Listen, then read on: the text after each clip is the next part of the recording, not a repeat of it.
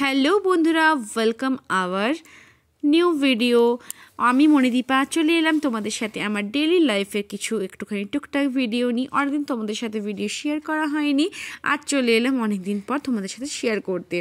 গলার অবস্থাটা একদমই ভালো নেই, দেখতে পাচ্ছ গলাটা এখনও পর্যন্ত বেঁধে রেখেছি। ঘুরে আসার পর থেকেই গলায় আমার প্রবলেম হচ্ছে, কাশি হচ্ছে, একটু কথা বললেই কাশি উঠছে। ওর জন্য কথাটা একটুখানি কম বলতে পারছি। দিয়ে সকালে উঠে নিয়ে ব্রাশ ট্রাশ করে নিয়ে চলে এসেছিলাম কফি বানাবার জন্য। সকালবেলা আমি আর হাজব্যান্ড দুজনেই আমরা নিই ব্ল্যাক কফি। তো ব্ল্যাক কফিটা কিন্তু বানাতে আমি চলে এসেছিলাম। ইন্ডাকশানটা অন করে নিয়ে গরম জলটা চাপিয়ে দিয়েছিলাম। তার আগে আমরা জল খাই, গরম জলটা খাওয়া হয়ে গেছিলো। এবার আমি 2 কাপ গরম গরম ব্ল্যাক কফি বানিয়ে নিচ্ছিলাম।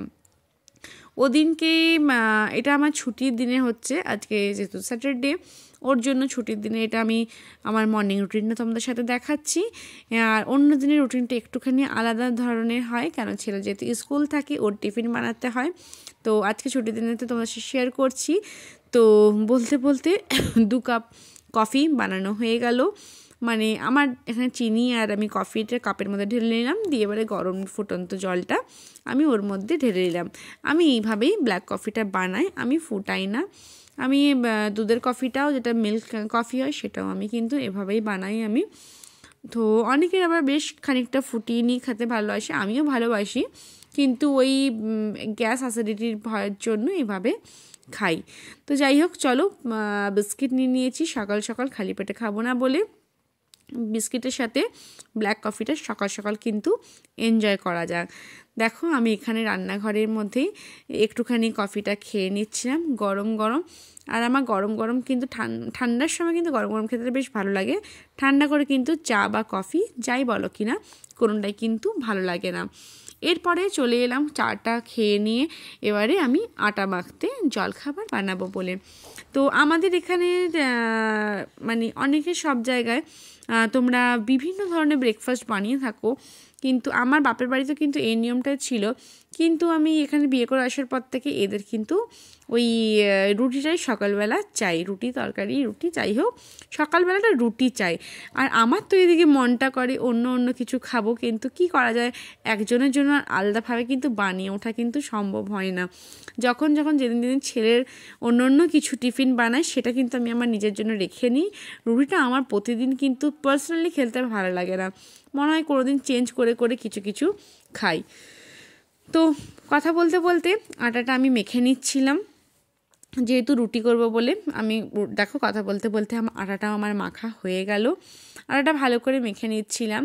আর তোমরা তোমাদের ওখানে সকাল কী টিফিন খাও, তোমরা কিন্তু অবশ্যই আমাকে পারলে কমেন্ট করে জানিও। আর তোমাদের যদি কোনো নতুন নতুন রেসিপি কিছু জানা থেকে থাকে, তো আমার সাথে একটুখানি শেয়ার করো। বাচ্চার টিফিনের জন্য কি কি স্কুলে দেওয়ার জন্য কিছু শেয়ার করতে পারো। জানো তো সকালবেলা হলে যেদিন ছেলের স্কুল থাকে খুব কনফিউশন লাগে, কি বানাবো কি না বানাবো। বানিয়ে তো দিই কিছু না কিছু, হয় স্যান্ডউইচ, নাহলে ম্যাগি, নাহলে পাস্তা, রুটি, ভুজিয়া কিছু বানিয়ে দিই। কিন্তু মনে হয় যে আরও কিছু চেঞ্জ করে দিতে পারলে হয়তো আরও ভালো লাগতো। তো তোমরা কীরকম কী জলখাবারে বানাই থাকো, সেটা কিন্তু আমাকে অবশ্যই কিন্তু একটুখানি কমেন্ট করে জানাবে। আমি জানলে তোমাদেরটা খুব ভালো হবে। তো একে অপরের সাথে কিন্তু কথা বললে কিন্তু সবাইকে রুটিনটাও জানা যায়, নতুন নতুন কিছু রেসিপি জানা যায়। তা না হলে তো এখন তো ইউটিউব জিন্দাবাদ রয়েছে, সেটা তো জানা যায়, কিন্তু পার্সোনালভাবে কারোর কাছে জানতে চাইলে কিন্তু সেটা আরও বেশি ভালো লাগে। চলো এবার রুটিটা কিন্তু আমি বেলে নিচ্ছিলাম। আর ওদিনকে আমি সারাদিনেরটা আমি শেয়ার করে উঠতে পারলাম না, কারণ শনিবার রবিবারটা যেহেতু ছুটির দিন থাকে, ওর জন্য অনেকটা কাজের চাপ বেশি থাকে। আর এদিকে আমি জবের থেকে ঘুরে এসেছি কিছু ফ্যামিলি ম্যাটারের জন্য বা কিছু পার্সোনাল ম্যাটারের জন্য আমি এতটাই বিজি থাকছি যে আমি ঠিক করে ভিডিও আপলোড করতে পারছি না বা এডিটিং করতে পারছি না। একটু আমার অসুবিধা আমার অবশ্যই হচ্ছে। কোথাও ঘুরতে যাওয়ার তো নয়, ঘুরতে যাওয়ার পরে যখন তুমি ঘুরে আসবে না, পুরো কিন্তু মানে নিজেদের শিডিউলটা, রুটিনটা কিন্তু পুরোটাই চেঞ্জ হয়ে যায়। আবার একটু একটু ধীরে ধীরে সময় লাগে তার নিজের ধাতস্থে আসার জন্য। তো চলো বলতে বলতে আমি রুটিটাও বেলে নিয়ে আমি এক এক করে সেঁকে নিচ্ছিলাম। আর এইভাবে জানো তো রুটিটা আমি এই কদিন ধরে একটু ট্রাই করছি। আমরাই সাধারণত জালিতে আমি ফুলাতাম, রুটিটাকে সেঁকতাম, কিন্তু কিছুদিন ধরে সেই আমার হাজব্যান্ড অনেক কিছু ভিডিও দেখার পরে মানা করছিল ওইভাবে বানাতে। তো ওইভাবে বানাবার চেষ্টা করছিলাম, কিন্তু এখন চেষ্টা করে করে ধীরে ধীরে কিন্তু 5-6টা রুটির মধ্যে কিন্তু 1-2টো ছাড়া কিন্তু বাকি সবগুলোই কিন্তু মোটামুটি আমার রুটিগুলো কিন্তু ফুলে যায়। তো আমাদের টিফিনটা এবার আমরা বেড়ে নিচ্ছিলাম এবার খাবো বলে।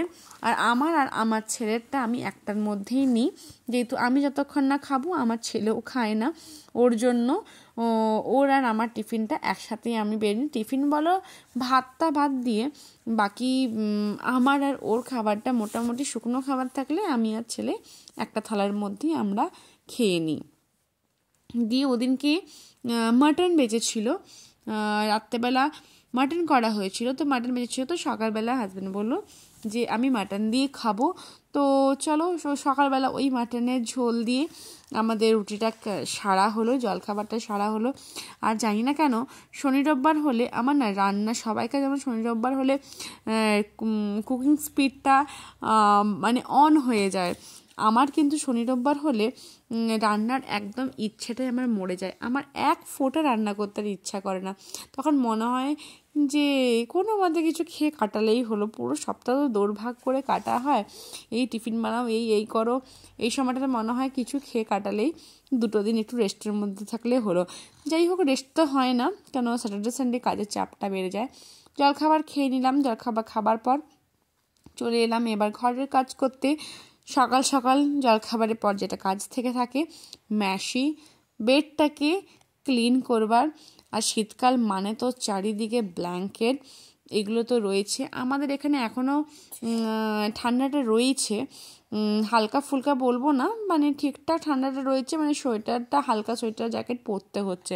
তোমাদের ওখানে সবাইকার ওখানে ঠান্ডাটা কেমন আছে? তোমরা যারা যেখান থেকে ভিডিওটা দেখছো অবশ্যই কিন্তু আমাকে জানিও তোমাদের ওখানে ঠান্ডাটা কেমন রয়েছে।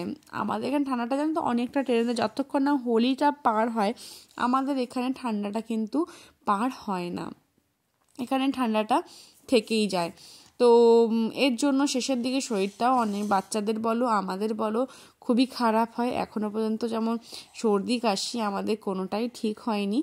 তো ও যেখানে যেরকমভাবে এবার পরিবেশ সেটাকে নিজেকে মানিয়ে নিতে হয়। যাই হোক না কেন, তো চলো কথা বলতে বলতে আমি বিছানাটা ঝেড়ে নিচ্ছিলাম। আর আমার সব থেকে বোরিং কাজ এই বিছানা ঝাড়াটা কিন্তু মনে হয়। বিছানাটা মানে পরিষ্কার করা, চাদর বিছানো, আবার রাত্রেবেলা শোয়ার আগে বেড পরিষ্কার করে নিয়ে শুতে যাওয়া, আর আরেকটা হচ্ছে নেট খাটানো, মানে মশারি টাঙানো।